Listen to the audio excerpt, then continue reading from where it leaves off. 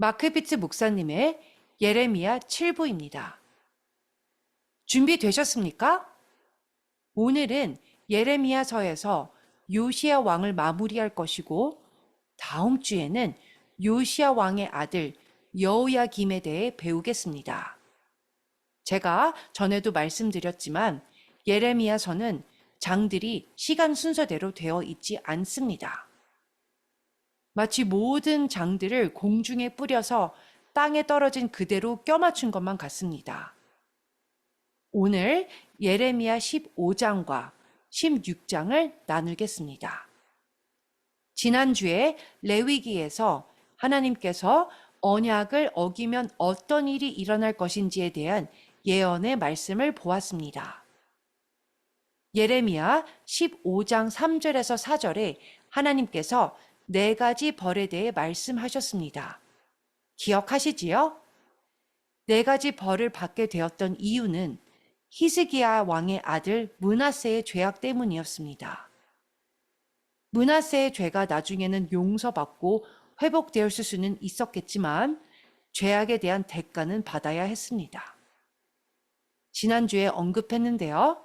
이스라엘이 벌을 받은 이유는 토라를 지키지 않아서라고 했습니다. 성전이 멸망한 이유도 토라를 지키지 않아서였습니다. 그런데 유감스럽게도 크리스찬들이 유대인들에게 토라를 따르면 벌을 받을 거라고 합니다. 이것은 정말 말이 되지 않습니다. 하나님은 너희들이 토라를 지키지 않으면 벌을 받게 될 거다라고 했다가 너희들이 토라를 지키면 또한 벌을 받게 될 거다라고 하시는 정신병이 걸리신 분이 아니세요. 그런데 유대인들에게 토라는 더 이상 필요 없다라고 말한다면 우리는 하나님을 정신병자 취급하는 것과 같다고 할 수 있겠습니다. 정말 말도 안 되는 것이지요.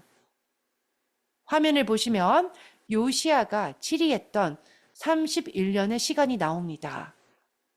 요시야는 8살 때의 왕이 되었고 31년간을 치리했기에 39세의 생을 마감했습니다. 오늘은 나훔 선지자에 대해 조금 나누게 되겠습니다. 나훔 선지자는 아시리아의 멸망에 대해 예언한 선지자였습니다. 아시리아의 니느웨는 요나가 사역했을 당시 하나님께서 용서해 주셨지만 이제 시간이 흐르고 심판이 임하게 되었지요. 예레미야 15장 7절. 내가 그들을 그 땅의 여러 성문에서 키로 까불러 그 자식을 끊어서 내 백성을 멸하였나니 이는 그들이 자기들의 길에서 돌이키지 아니하였음이라.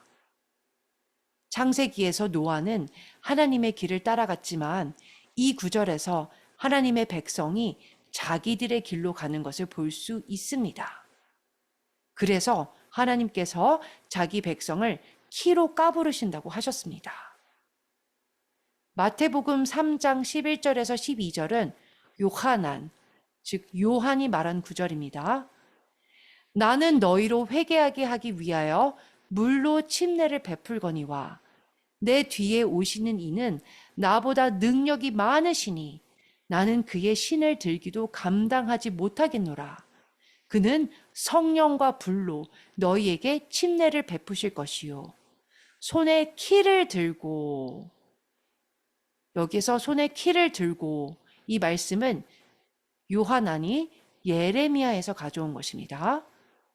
손에 키를 들고 자기의 타작마당을 정하게 하사. 자, 성전은 여부수족, 즉 오르난의 타작마당이 있었지요. 알곡은 모아 곡간에 들이고 쭉정이는 꺼지지 않는 불에 태우시리라.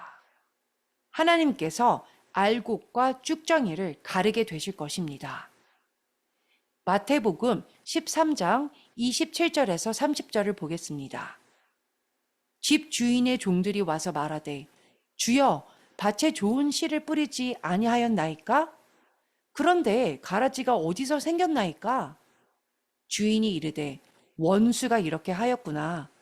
종들이 말하되 그러면 우리가 가서 이것을 뽑기를 원하시나이까?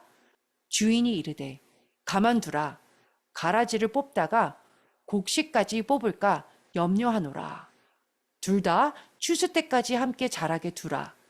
추수 때에 내가 추수꾼들에게 말하기를 가라지는 먼저 거두어 불사르게 단으로 묶고 곡식은 모아 내 곡간에 넣어라 하리라. 하나님의 곡간은 어디에 있습니까? 예루살렘, 성전산에 있지요. 여부수족 오르난의 타작마당입니다. 화면에 사진을 보고 곡식과 가라지를 구분하실 수 있으시겠습니까? 곡식과 가라지는 자랄 때 비슷하게 보이지요. 그런데 주님께서 둘 다 자랄 때까지 두라고 하셨습니다. 왜냐하면 곡식은 다 자라면 알이 꽉 차기 때문에 고개를 숙이면서 주님을 찬양합니다. 가라지는 교만이 가득 차기 때문에 열매가 하나도 없습니다. 추수할 때에 곡식과 가라지의 다른 점을 손쉽게 알아차릴 수 있지요. 그래서 주님께서 추수할 때까지 기다렸다가 추수할 때가 되면 가라지를 먼저 거두어 불에 태우신다고 하셨습니다. 알곡은 곳간에 넣어 두시지요. 또 다른 비유를 보겠습니다. 누가복음 17장 26절. 노아의 때에 된 것과 같이 인자의 때에도 그러하리라. 이 말씀에 대해 일찍이 함께 나누었지만 다시 언급하는 이유는요. 누가복음 17장 34절에서 37절의 말씀을 보기 위해서입니다. 먼저 17장 27절 말씀을 볼게요. 노아가 방주에 들어가던 날까지 사람들이 먹고 마시고 장가들고 시집가더니 홍수가 나서 그들을 다 멸망시켰으며 또 롯의 때와 같으리니 사람들이 먹고 마시고 사고 팔고 심고 집을 짓더니 롯이 소돔에서 나가던 날에 하늘로부터 불과 유황이 비오듯 하여 그들을 멸망시켰느니라. 인자가 나타나는 날에도 이러하리라. 내가 너희에게 이르노니 그 밤에 둘이 한 자리에 누워 있음에 하나는 데려감을 얻고 하나는 버려둠을 당할 것이요 두 여자가 함께 맷돌을 갈고 있음에 하나는 데려감을 얻고 하나는 버려둠을 당할 것이니라. 그러면 누가 먼저 데려감을 얻을까요? 제 생각에는 가라지라고 생각합니다. 그렇다면 데려감을 얻는 게 좋을까요? 아니면 버려둠을 당하는 게 좋을까요? 37절을 볼게요. 그들이 대답하여 이르되 주여 어디 오니이까? 이르시되 주검 있는 곳에는 독수리가 모이느니라 하시느니라. 주님께서는 데려감을 얻은 자들이 가게 되는 곳을 말씀하신 것입니다. 요한계시록에도 나오지요.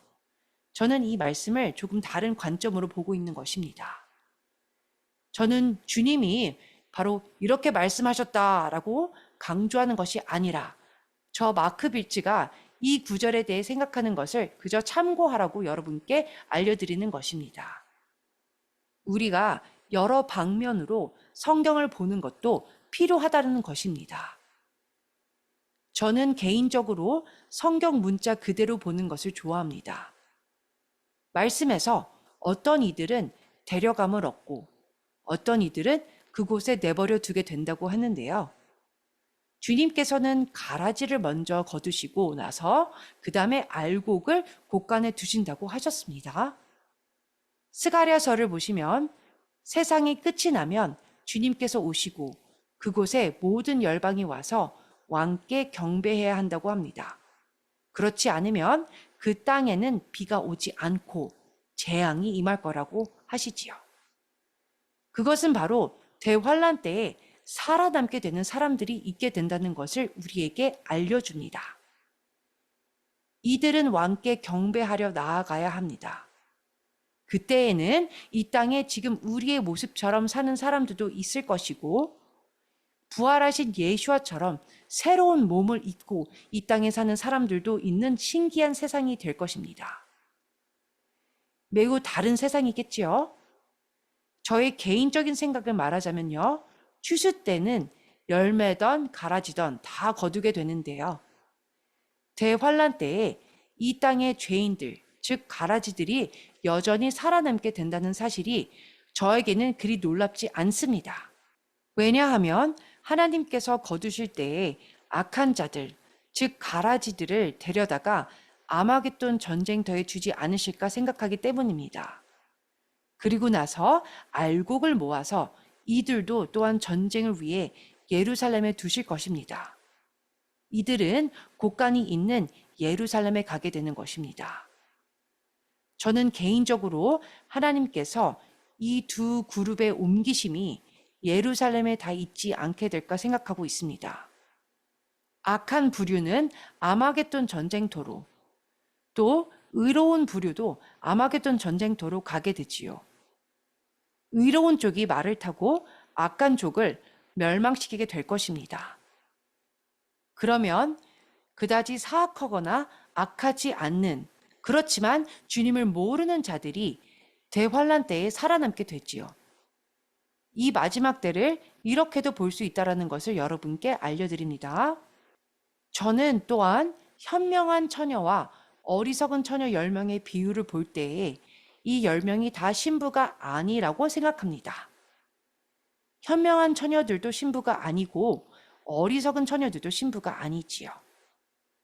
어리석은 처녀들은 혼인식에는 갈 수가 없고 현명한 처녀들이 혼인식에 갈 수 있게 되는 것입니다. 하지만 그들은 다 신부가 아니에요. 예수와께서 두 번째 아담이 되시지요. 아담의 갈비뼈로부터 나온 여자가 이브가 되었습니다. 그것처럼 두 번째 아담 대신 메시아의 온 몸이 신부가 되는 것이 아니라 메시아의 몸의 어느 부분만이 신부가 될 것이라고 생각합니다. 아담의 몸의 일부가 그의 신부가 된 것처럼 말이지요.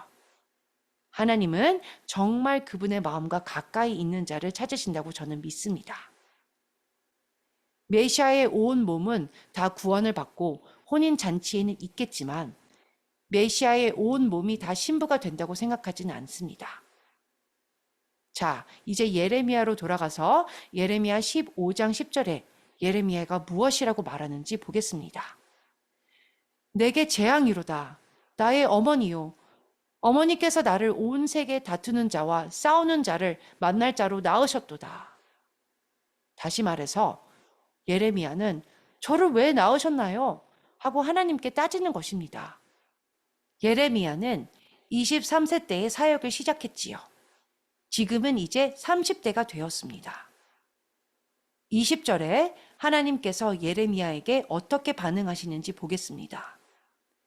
내가 너로 이 백성 앞에 견고한 성벽이 되게 하리니 그들이 너를 칠지라도 이기지 못할 것은 내가 너와 함께하여 너를 구하여 건짐이라 여호와의 말씀이니라.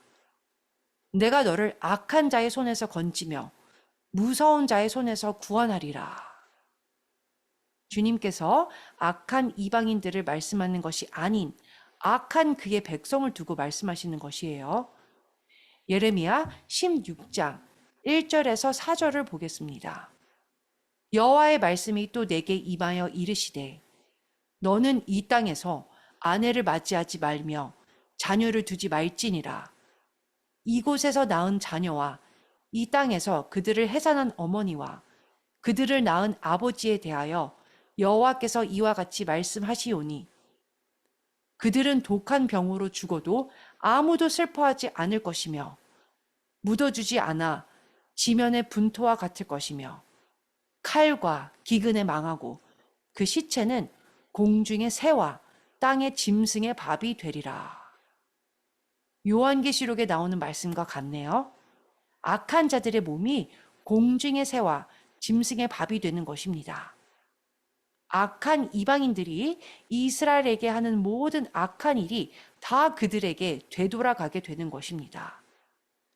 불쌍한 예레미야는 식구들로부터 미움을 받았고 고향에서 동료 제사장들에게도 미움을 받았습니다. 왕과 귀족들에게도 미움을 받았습니다. 예레미야 16장 10절에서 12절을 보겠습니다. 네가 이 모든 말로 백성에게 말할 때에 그들이 네게 묻기를 여호와께서 우리에게 이 모든 큰 재앙을 선포하심은 어찌 됨이며 우리의 죄악은 무엇이며 우리가 우리 하나님 여호와께 범한 죄는 무엇이냐 하거든 너는 그들에게 대답하기를 여호와께서 말씀하시되 너희 조상들이 나를 버리고 다른 신들을 따라서 그들을 섬기며 그들에게 절하고 나를 버려 내 율법을 지키지 아니하였음이라. 너희가 너희 조상들보다 더욱 악을 행하였도다. 보라, 너희가 각기 악한 마음의 완악함을 따라 행하고 나에게 순종하지 아니하였으므로 이 말씀을 보니 노아의 때와 연결이 되네요. 왜냐하면 백성들의 마음이 계속 완악했기 때문입니다. 사람들이 각기 악한 마음의 완악함을 따라 행하고 주님께서 아무도 나에게 순종하지 않는다라고 하셨습니다. 지금 우리 때와도 같지 않습니까? 예레미야 16장 14절에서 17절을 보겠습니다. 여호와의 말씀이니라. 그러나 보라, 날이 이르리니 다시는 이스라엘 자손을 애굽 땅에서 인도하여 내신 여호와께서 살아계심을 두고 맹세하지 아니하고 이스라엘 자손을 북방 땅과 그 쫓겨났던 그 모든 나라에서 인도하여 내신 여호와께서 살아계심을 두고 맹세하리라. 내가 그들을 그들의 조상들에게 준 그들의 땅으로 인도하여 드리리라. 여호와의 말씀이니라. 보라, 내가 많은 어부를 불러다가 그들을 낫게 하며 그 후에 많은 포수를 불러다가 그들을 모든 산과 모든 언덕과 바위 틈에서 사냥하게 하리니 이는 내 눈이 그들의 행위를 살펴보므로 그들이 내 얼굴 앞에서 숨기지 못하며 그들의 죄악이 내 목전에서 숨겨지지 못함이라. 방금 읽은 말씀처럼 이 일이 곧 일어날 것이라고 믿습니다. 모세 때에 이스라엘이 출애굽을 했었지만 이제 하나님께서 온 세계에서 유대인들을 다 부르실 것입니다. 많은 유대인들이 지난 40년, 50년, 60년, 70년 동안 알리야하고 이스라엘로 왔지만 6월절에 출애굽한 것처럼 큰 출애굽이 또한 일어날 것이라고 생각합니다. 어마어마한 숫자의 사람들이 이스라엘로 가게 될 것이라고 생각합니다. 애굽에서도 출애굽할 때에 정말 많은 사람들이 출애굽했지요. 어떤 일로 인해 갑자기 수많은 유대인들이 크게 대이동하게 될 날이 올 것입니다. 현재 주님께서 어부를 불러서 유대인들을 알리야하게 하지만요. 하나님의 때가 되면 포수를 불러서 그들을 이스라엘로 가게끔 하실 것입니다. 이스라엘 백성이 바벨론 포로로 잡혀간 이후 다시 고국으로 돌아가게 되었을 때 많은 자들이 바벨론에 머물길 원해서 하나님께서 화가 나셨습니다. 그들은 이스라엘로 가고 싶지 않았었습니다. 그들은 성전을 경험한 적도 없었고 바벨론에서 70년의 시간을 보냈었지요. 많은 자들이 바벨론에서 태어나고 자랐고 성전도 본 적이 없었습니다. 그래서 고국으로 돌아가고 싶지 않았던 것입니다. 바벨론에서 살기가 훨씬 쉽고 바벨론에 완전히 동화되어 살고 있었습니다. 모르드게의 이름은 모투크란 우상에서 온 것이고 에스더는요, 이슈타 우상에서 온 이름입니다. 유대인들은 일찍부터 바벨론에 동화되었고 70년이 흐른 시간 동안 더 동화되게 되었지요.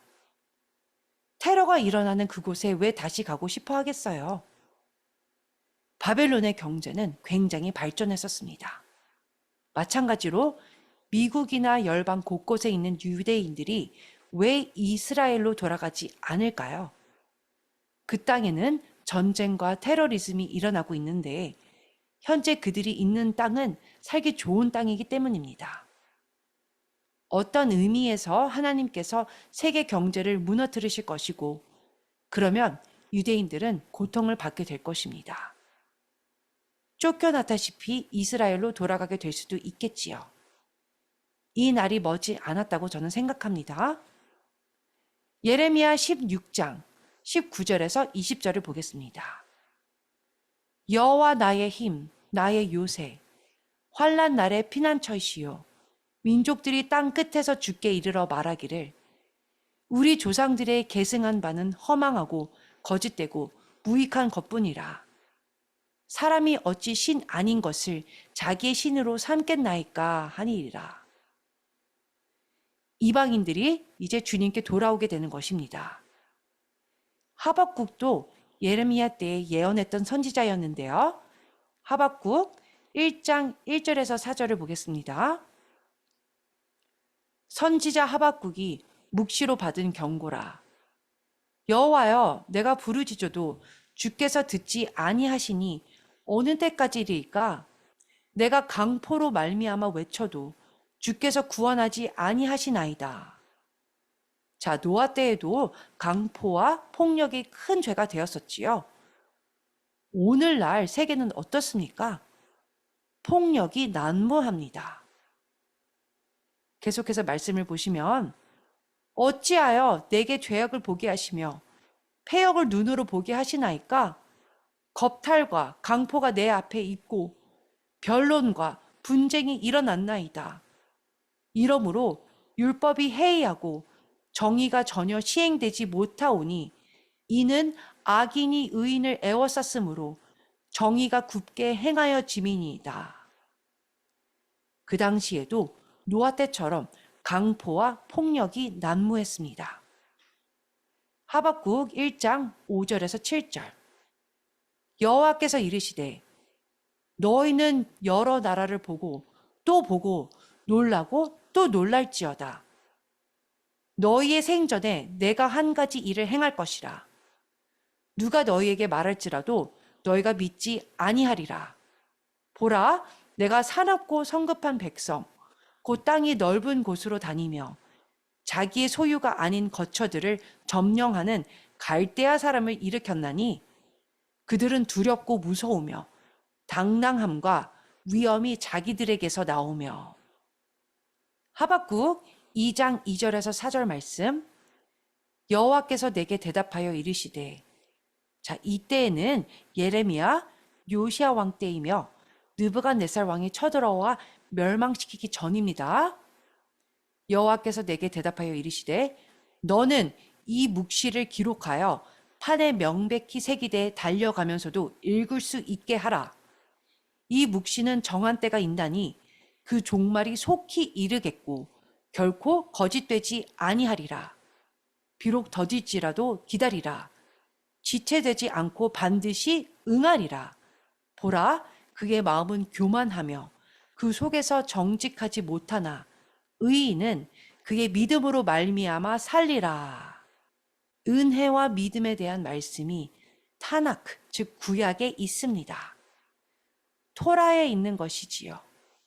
하박국 2장 14절을 보겠습니다. 이 구절은 노아 때에 물이 온 땅을 덮은 말씀을 연상시킵니다. 이는 물이 바다를 덮음같이 여호와의 영광을 인정하는 것이 세상에 가득함이니라. 이때에 이스라엘에 무슨 일이 일어났을까요? 가뭄이 일어났었지요. 하박국 3장 17절에서 19절을 보겠습니다. 가뭄이 일어난 이때에 하박국 선지자가 무엇이라고 말했는지 보겠습니다. 비록 무화과 나무가 무성하지 못하며 포도나무에 열매가 없으며 감람나무에 소출이 없으며 밭에 먹을 것이 없으며 우리의 양이 없으며 외양간에 소가 없을지라도 나는 여호와로 말미암아 즐거워하며 나의 구원의 하나님으로 말미암아 기뻐하리로다. 주 여호와는 나의 힘이시라. 나의 발을 사슴과 같게 하사 나를 나의 높은 곳으로 다니게 하시리로다. 이 노래는 지휘하는 사람을 위하여 내 수금에 맞춘 것이니라. 나훔 선지자에 대해 보겠습니다.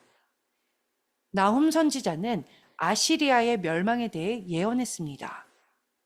나훔 1장 1절에서 3절 말씀. 니느웨에 대한 경고, 곧 엘고스 사람 나훔의 묵시의 글이라. 여호와는 질투하시며 보복하시는 하나님이시니이다. 여호와는 보복하시며 진노하시되 자기를 거스르는 자에게 여호와는 보복하시며 자기를 대적하는 자에게 진노를 품으시며 여호와는 노하기를 더디하시며 권능이 크시며 벌받을 자를 결코 내버려 두지 아니하시느니라. 나훔서의 시작이 대단함지요. 나훔 3장 1절에서 2절을 보겠습니다. 화 있을진저 피의 성이요. 자, 니느웨 성에 대한 말씀입니다. 그 안에는 거짓이 가득하고 포악이 가득하며 탈취가 떠나지 아니하는도다. 휙휙하는 채찍 소리, 윙윙하는 병거 바퀴 소리, 뛰는 말, 달리는 병거. 화면을 보시면 요시야 왕이 치리할 말년에는 하박국 선지자가 예언을 했습니다. 나훔 선지자도 요시야 왕의 말년, 즉 아시리아가 멸망하기 직전에 아시리아의 멸망을 예언했습니다. 여러분에게 무슨 일이 일어났는지 지금 나눌게요. 아시리아의 수도는 니느웨였습니다. 동그라미 친 곳이 니느웨지요. 요나가 간 곳입니다. 그로부터 150년이 흐르고 이제 심판이 이르게 된 것입니다. 니느웨의 멸망이 바벨론으로부터 임하기 직전인 것입니다. 수도가 니느웨에서 하란으로 옮겨지게 되었습니다. 여러분 갈그미스 전투에 대해서 들어보셨지요? 애굽이 아시리아를 도우려고 갈그미스에 올라와서 느부갓네살 왕을 대적하여 싸우려고 했습니다. 애굽 군대는 그 당시 바로 느고가 이끌고 갔지요. 그런데 갑자기 그가 요시야 왕 때문에 전투에 늦게 되었습니다.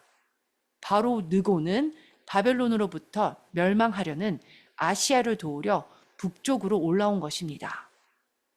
바로가 아시리아를 도우려고 올라올 때에 요시야 왕이 바벨론으로부터 정복당하는 아시리아를 돕지 못하게 바로를 막은 것입니다. 이 전투가 어떻게 전개되는지 역대하 35장 20절에서 25절을 보겠습니다. 이 모든 일 후 곧 요시야가 성전을 정돈하기를 마친 후에 애굽 왕 느고가 유브라데 강가에 갈그미스를 치러 올라왔으므로 사실상 갈그미스에서 두 개의 유명한 전투가 있었습니다. 저희가 나누는 것은 첫 번째고 다른 하나는 첫 번째가 일어난 지 몇 년 후에 또 일어나게 되었습니다. 이것에 대해 몇 주 후에 나눌게요. 계속해서 말씀을 보시면 요시야가 나가서 방비하였더니 느고가 요시야에게 사신을 보내어 이르되 유다 왕이여 내가 그대와 무슨 관계가 있느냐? 내가 오늘 그대를 치려는 것이 아니오 나와 더불어 싸우는 족속을 치려는 것이라.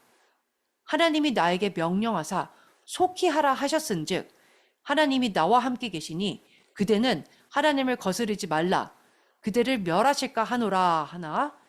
요시야가 몸을 돌이켜 떠나기를 싫어하고 오히려 변장하고 그와 싸우고자 하여 하나님의 입에서 나온 느고의 말을 듣지 아니하고 무깃도 골짜기에 이르러 싸울 때에 활 쏘는 자가 요시야 왕을 쏜지라.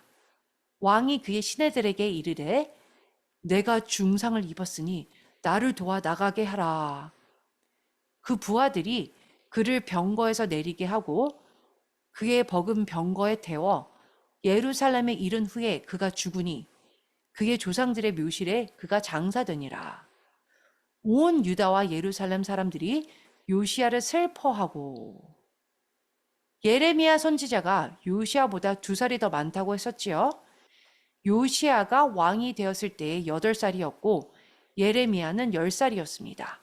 이들은 함께 자라왔습니다. 예레미야는 대제사장의 아들이었습니다. 이들은 어렸을 때부터 성전에서 뛰놀며 함께 자란 사이입니다. 자, 25절을 보겠습니다.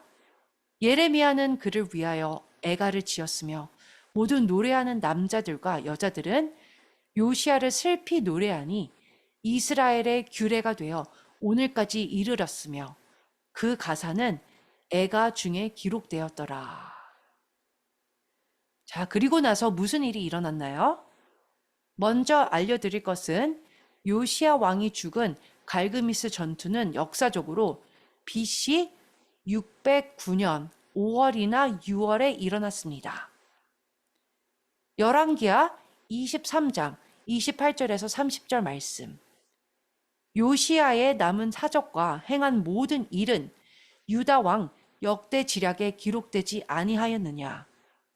요시야 당시에 애굽의 왕 바로 느고가 아수르 왕을 치고자 하여 유브라데 강으로 올라가므로 요시야 왕이 맞서 나갔더니 애굽 왕이 요시야를 무깃도에서 만났을 때에 죽인지라.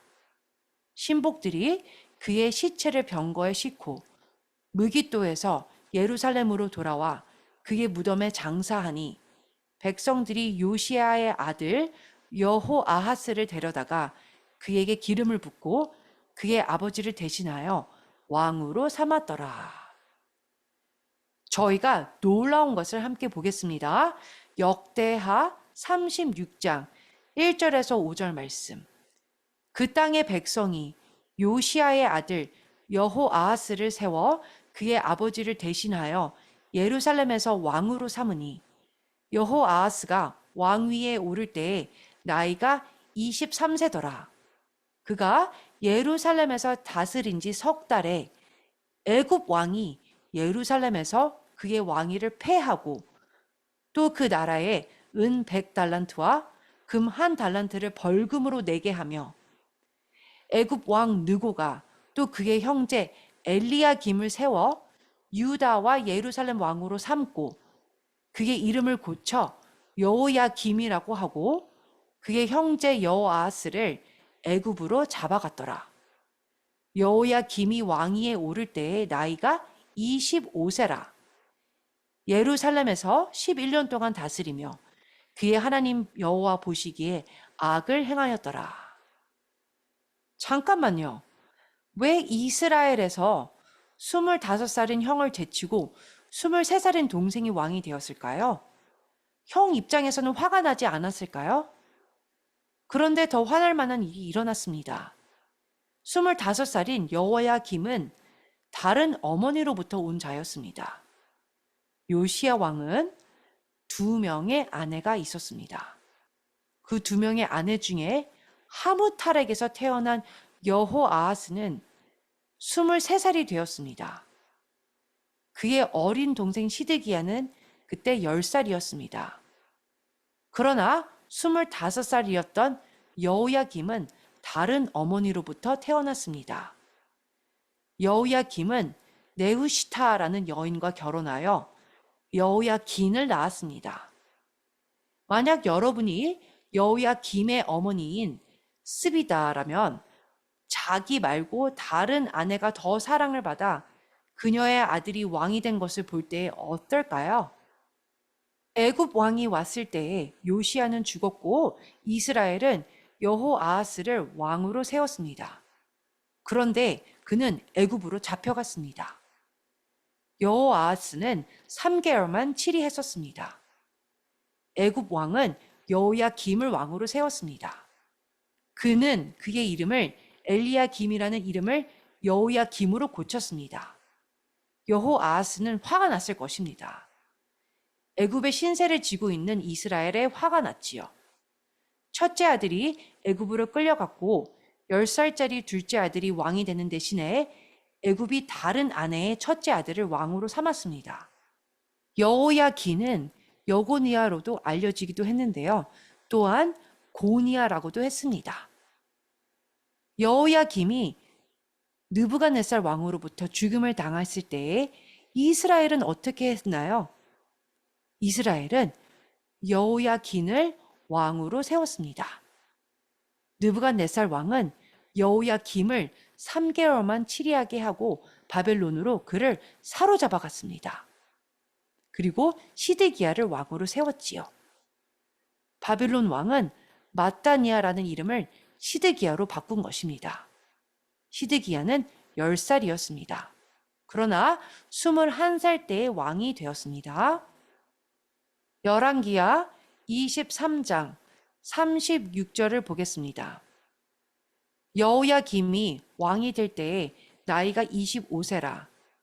예루살렘에서 11년간 다스리니라. 그의 어머니의 이름은 스비다, 영어로는 제비다, 르마부다야의 딸이더라. 열왕기하 24장 17절에서 18절을 보겠습니다. 바벨론 왕이 또 여호야긴의 숙부 마따니아를 대신하여 왕으로 삼고 그의 이름을 고쳐 시드기야라 하였더라. 시드기야가 왕이 될 때에 나이가 21세라. 예루살렘에서 11년간 다스리니라. 그의 어머니의 이름은 하무다리요 림나인 예레미야의 딸이더라. 제가 방금 설명했던 이야기가 말씀에 어디에 있는지 참고하시라고 함께 구절들을 보았습니다. 역대하 36장 9절을 보겠습니다. 여호야긴이 왕위에 오를 때에 나이가 8세라. 예루살렘에서 석 달 열흘 동안 다스리며 여호와 보시기에 악을 행하였더라. 열왕기하 24장 5절에서 8절. 여호야김의 남은 사적과 행한 모든 일은 유다 왕 역대 지략에 기록되지 아니하였느냐. 여호야김이 그의 조상들과 함께 잠에 그의 아들 여호야긴이 대신하여 왕이 되니라. 애굽 왕이 다시는 그 나라에서 나오지 못하였으니 이는 바벨론 왕이 애굽 강에서부터 유브라데 강까지 애굽 왕에게 속한 땅을 다 점령하였음이더라. 여호야긴이 왕이 될 때에 나이가 18세라. 잠깐만요. 방금 전에 읽은 역대하 36장 말씀에서 여호야긴이 왕이 될 때에 몇 살이라고 했지요? 8살이라고 했습니다. 그런데 지금 방금 읽은 구절에서는 18살이라고 하는데요. 무엇이 진짜일까요? 성경이 실수를 한 것일까요?